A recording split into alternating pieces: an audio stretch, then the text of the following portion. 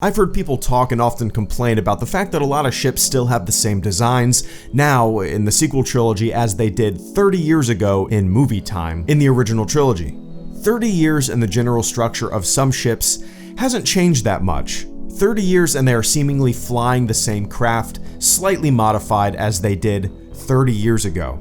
Was this done purely for the sake of kicking us all in our two nostalgias? You know, I'm sure nostalgia played the biggest role in deciding what the overall look of the sequel trilogy would be. To deny that would be silly. It would be a safe bet to use things that people love from the past, right? It makes sense. But at the same time, the fact that all these ships are still flying around in universe has never felt outrageous, out of place, or like a cheap move to me. And I attribute that to my real world experience. When I was in the Navy from 2007 to 2011, I worked with SH-60 Bravo Seahawk helicopters. The first flight of a Seahawk was in 1979. The specific helicopter that my detachment deployed with was built in 1984. So the specific helicopter that I was working on in 2011 on deployment was older than me.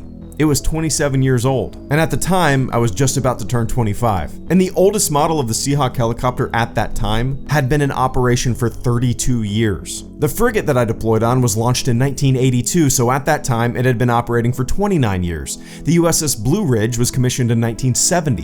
The USS Mount Whitney was commissioned in 1971. The USS Dwight D. Eisenhower was commissioned in 1977. And the list of older ships still in operation goes on. The B-52 was introduced in 1955 and is slated to remain in service until 2050, almost 100 years. The KC-135 was introduced in 1957. The P-3 Orion was introduced in 1962. The F-15 was in 1976. The F-16 was in 1978. Hell, most aircraft in the United States military seem to be around 30 years old or older. The frames generally remain the same, but modifications are often done to ensure longer viability, which often changes the aircraft's designation. And that's the US military, with a $610 billion yearly budget, which is more than the next 7 countries combined.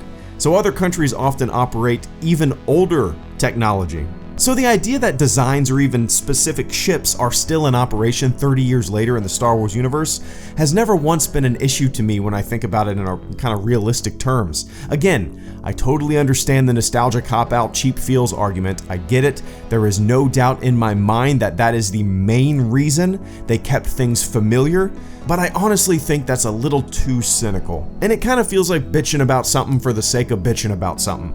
And you know, the First Order and the Resistance are remnants of the Empire and the Rebellion. When the Galactic Civil War stopped, I can't imagine that there was much of a rush to fire up the R&D department.